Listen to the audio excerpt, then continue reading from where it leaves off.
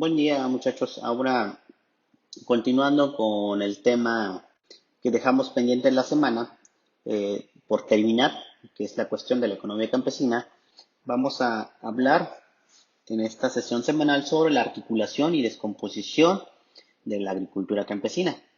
Esto es, vamos a hablar sobre las características que condicionan los términos de inserción de la economía campesina en la sociedad nacional de la que forman parte. Como hemos dicho, la economía campesina no es autárquica en el sentido de que tiene que participar en cierta medida en los mercados de bienes y en los mercados de factores. Vamos a comenzar por definir el concepto de articulación. Por articulación entenderemos la relación o sistema de relaciones que entrelaza los sectores entre sí y con el resto de la economía, formando un todo integrado, cuya estructura y dinámica está condicionada por la estructura y la dinámica de las partes. En este sentido, la articulación asume la forma de intercambios de bienes y servicios, o si se prefiere, intercambios de valores entre todos los sectores. Muy bien, entonces articulación es la forma en que se relaciona la economía campesina con los demás sectores de la economía. Recordemos que, como dijimos, no se pueden aislar los pequeños productores del resto de la economía. Y la forma de articularse, la forma de relacionarse con los demás sectores es a través del intercambio de valores.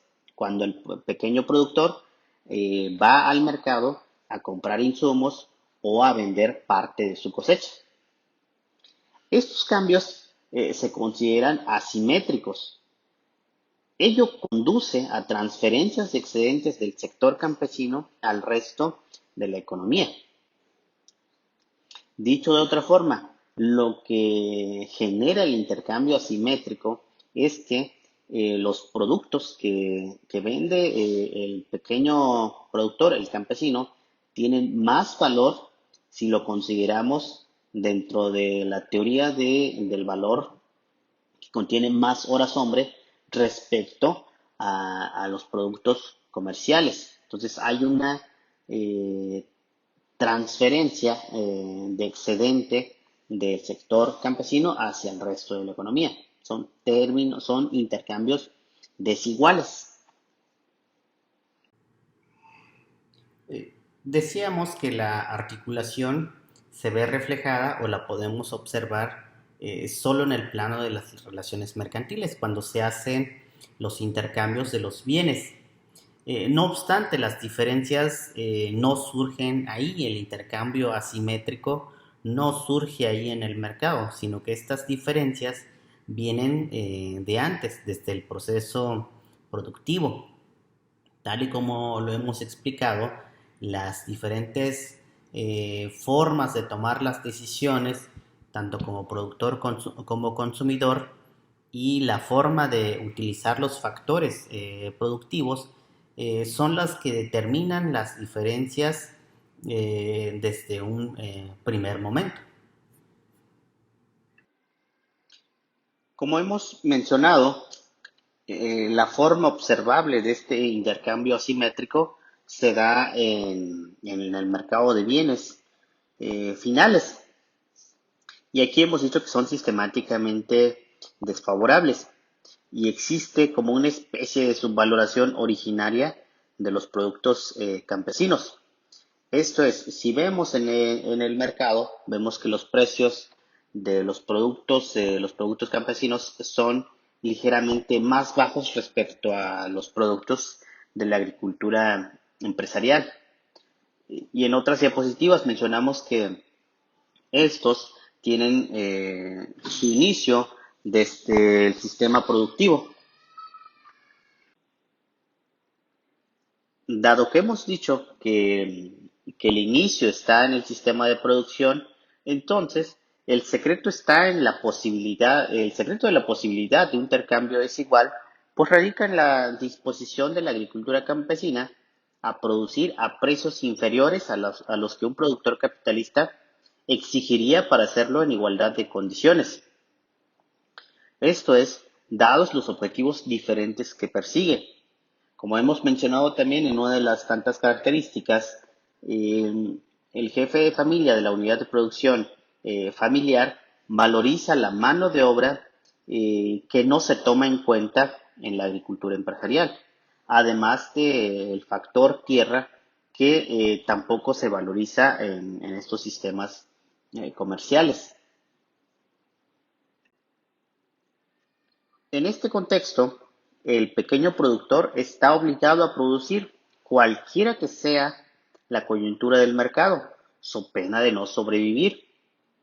El productor está obligado a producir a pesar de que el precio esté bajo, como le decía en algún momento, a pesar de que la ley de la oferta nos diga el precio está muy bajo, disminuye la producción, el pequeño productor campesino sigue produciendo porque si no lo hace está en riesgo de no sobrevivir en ese ciclo. Entonces, este fenómeno ha permitido una transferencia sistemática de los excedentes del campesinado hacia otros sectores. Esto es, se sigue manteniendo el intercambio asimétrico, el intercambio desigual. Esta asimetría que hemos descrito constituiría una presión a la intensificación de la agricultura familiar, que en el tipo de los granjeros suele traducirse en sobreinversiones, invertir más en factor capital para incrementar la producción. No obstante, en el campesinado se traduciría en una autoexplotación más intensa de la mano de obra. Es decir, como es el factor más abundante, es lo que intensificaría al tener esta asimetría. Ahora bien, las subvenciones estatales, los subsidios que existen por parte del Estado, en específico sobre precios, subsidio en precios, subsidio de insumos, productos y créditos a bajas tasas de interés, no son sino una manera de reconocer este fenómeno de la transferencia desigual. Y lo que se quiere hacer con estas subvenciones es compensar parcialmente este fenómeno que estamos explicando. Ya platicamos cómo se da la transferencia asimétrica en el mercado de bienes y cuál es su origen. Ahora vamos a verlo en el mercado de factores, en el mercado de trabajo, que es donde también se puede expresar esta articulación. En este sentido, vamos a poner el ejemplo de los jornaleros agrícolas, aunque no es exclusivo pues de estos trabajadores. Como hemos explicado, el sector de la economía campesina puede trabajar como jornalero durante una temporada o durante unos días a la semana. Si no existiese un sector de la economía campesina, la masa de salarios debería ser por lo menos suficiente para garantizar el sostenimiento y reproducción de la mano de obra empleada. Esta situación obligaría a mayores precios agrícolas, con el consiguiente encadenamiento a salarios, ganancia y acumulación. Esto es, si se pudiera pagar o si se pagara los salarios de los jornaleros agrícolas como debería ser, esto implicaría un aumento en los costos de producción de los empresarios agrícolas. De esta manera, este hecho de que los jornaleros agrícolas acepten salarios inferiores permite una reducción en la masa de salarios a través de un doble mecanismo. Por una parte, un salario por jornada trabajada inferior al de los otros sectores y por otra, pagar solo los días efectivamente pagados, porque hemos dicho que el jefe de familia puede trabajar solo unos cuantos días de la semana para complementar el ingreso total de la familia.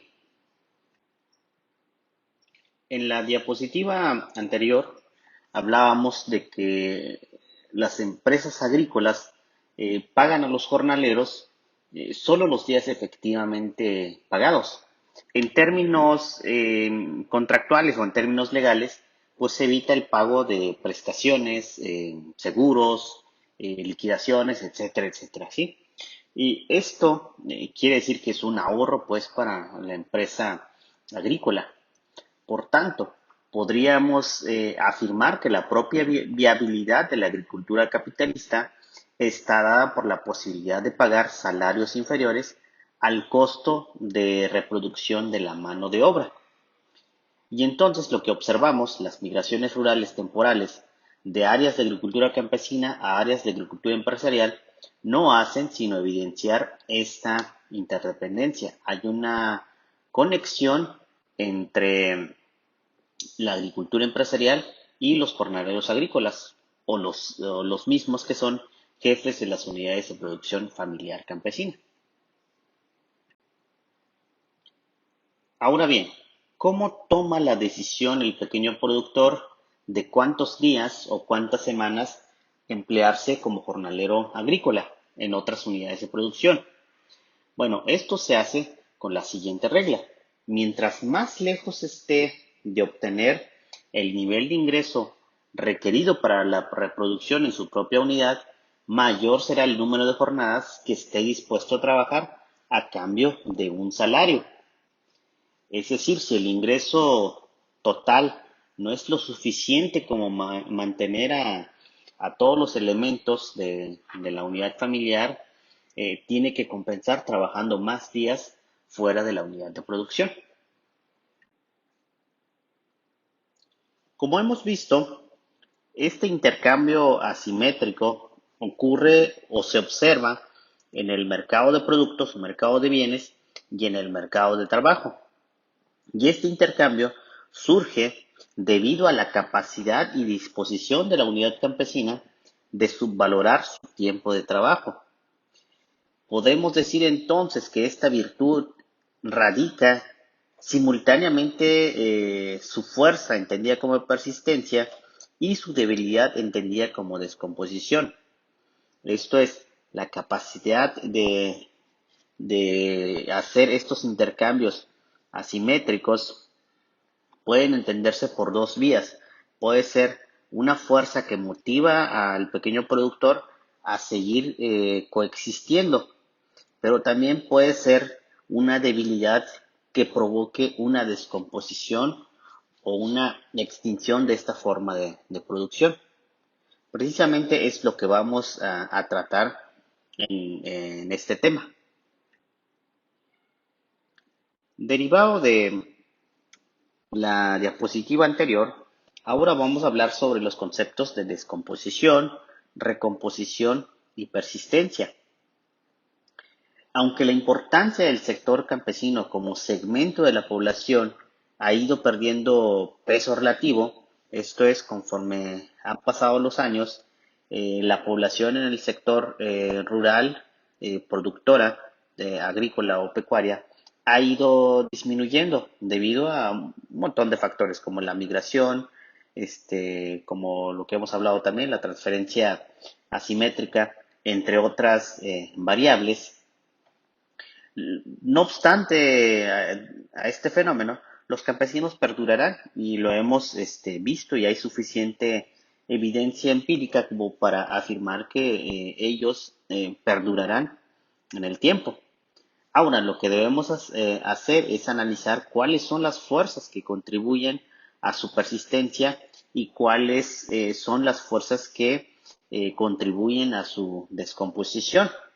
Ello con el objetivo de diseñar estrategias y políticas de desarrollo en la que se espera que dicho sector juegue el papel que su potencial le vaya permitiendo. Por descomposición, se va a entender que es un proceso que conduce a la pérdida progresiva de las posibilidades de sostenimiento. Es decir, son los procesos que van a conducir a la posible extinción del modo de vida de producción campesina. Y por recomposición, aquellos procesos que reviertan la tendencia mencionada. todos aquellos factores que van a hacer que persista o que se dé el sostenimiento de la economía campesina. A continuación vamos a enlistar algunos factores o instituciones que inciden en la economía campesina y vamos a explicar si son elementos que ayudan a la descomposición o son elementos que ayudan a la recomposición. En primer lugar, vamos a hablar de la acción del Estado, la acción del gobierno. En general también platicábamos que existen políticas de subsidios del gobierno. Estas políticas de subsidios pueden incluir transferencias monetarias, subsidios en herramientas de trabajo, en fertilizantes, precios de garantía, etcétera. Entonces, son acciones que tienden a limitar o contrarrestar la descomposición, porque se están dando las condiciones para que persista esta forma de producción. En teoría, se puede afirmar también que la reforma agraria ha sido un elemento que ha permitido la recomposición o la persistencia de este sistema. Ahora bien, tenemos otros elementos que pudieran tener una doble función, como son los elementos nexo. Antes de pasar a explicar cómo funcionan, vamos a aclarar primero que son los distintos mecanismos de intermediación que relacionan al campesinado con el resto de la economía. Esto es, son personas o son instituciones que conectan al pequeño productor con el resto de la economía, tanto nacional como internacional. En algunos lugares se les suele llamar coyotes. Y bueno, vamos a explicar algunas de las funciones que realizan estos intermediarios. Dicho en otra forma, estos elementos nexo. Una primera función es la adecuación física de los productos. Estos intermediarios pueden llevar producto del resto de la economía nacional hacia las pequeñas comunidades y adecuarlo físicamente. Es decir, pueden llevarlo en volumen, en toneladas, y venderlo en kilos o en cuartos o en cualquier otra unidad de medida. Y a su vez, cuando funcionan como acaparadores, también pueden transformar la pequeña producción que venden las unidades de producción familiar, que podrían vender en kilos o en cuartillos o en cualquier otra unidad, y ellos salir al resto de la economía y venderlo en volumen, en las unidades estándar, como toneladas. Una siguiente función es la conversión simbólica que hacen estos elementos nexo, que consistiría en traducir el lenguaje campesino de las normas del comercio y la contabilidad externas. Esto es transformar a patrones universales las unidades de peso, las normas de calidad, etcétera.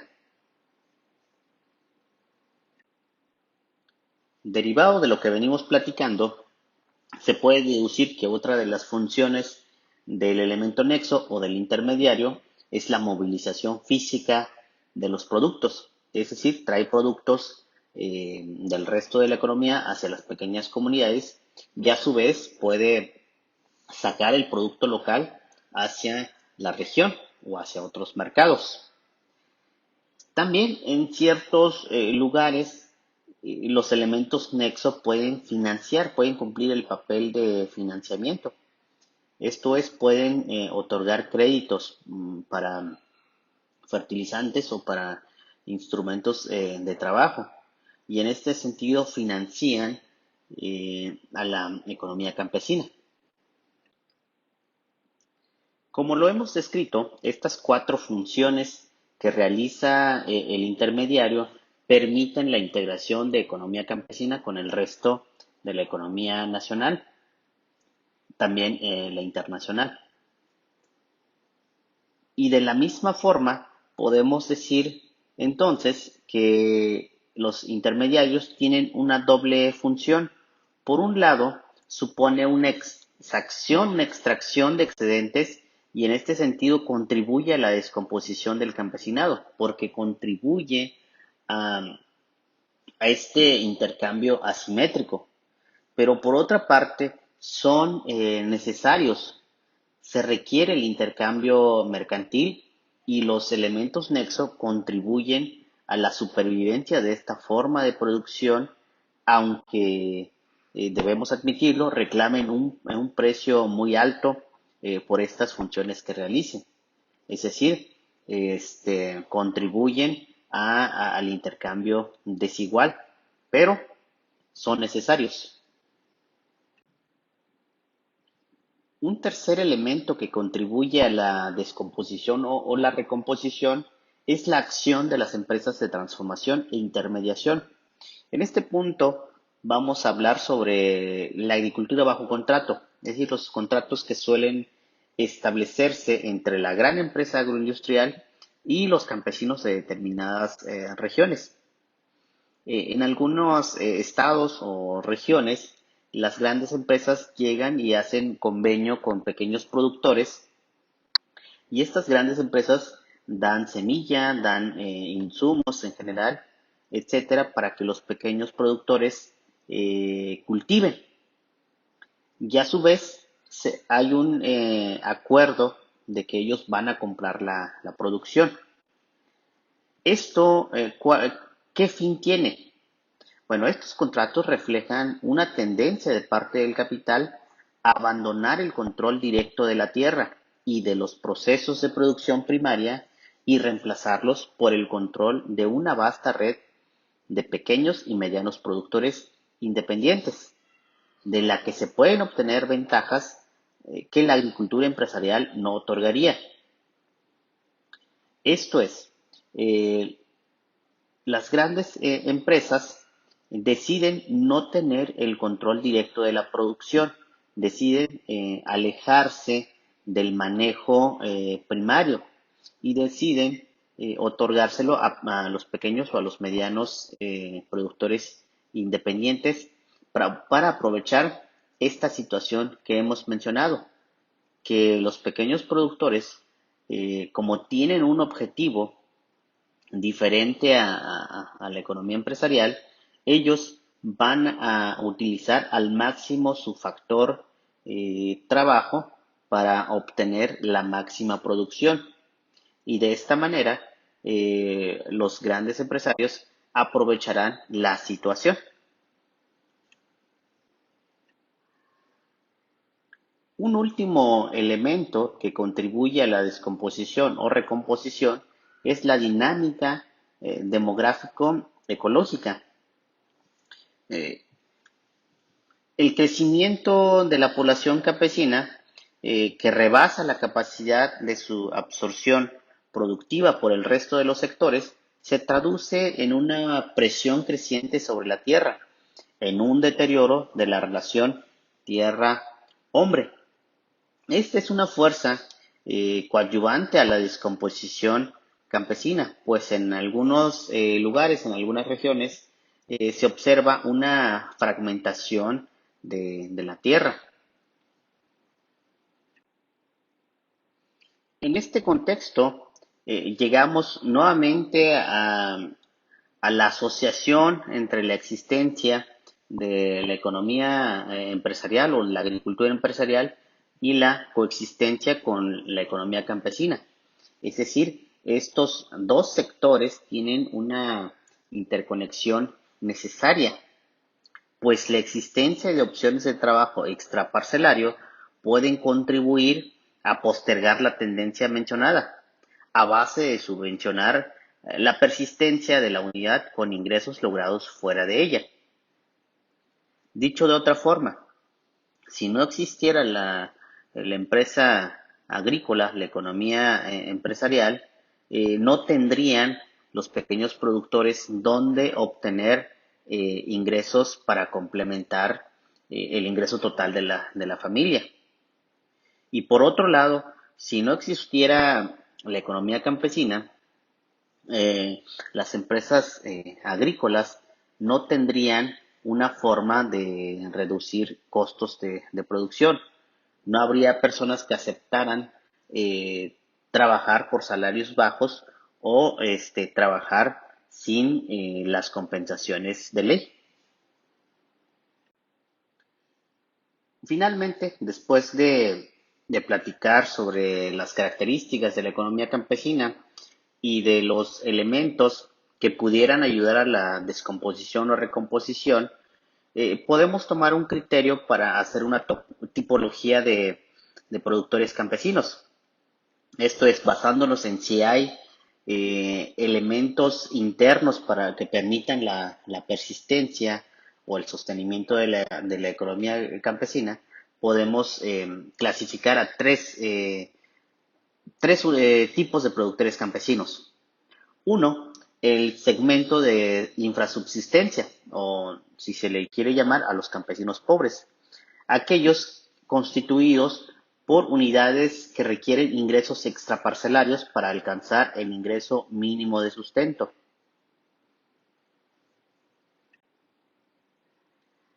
Siguiendo con el mismo criterio, podríamos tener también al segmento estacionario, de reproducción simple o de campesinos medios, constituidos por aquella parte del campesinado cuyo producto es suficiente para cubrir ciclo a ciclo el fondo de consumo familiar y el fondo de reposición de insumos y medios de producción, para finalmente tener al grupo de productores que podríamos llamar campesinos excedentarios o campesinos ricos, constituidos por aquellas unidades que con sus recursos generan un excedente más o menos sistemático por sobre los requerimientos de la reproducción de la familia y de la unidad productiva, aunque no siempre puedan traducirlo en acumulación. Respecto a estudios, pues hay varios estudios empíricos que hacen tipologías de productores basándose en diferentes variables.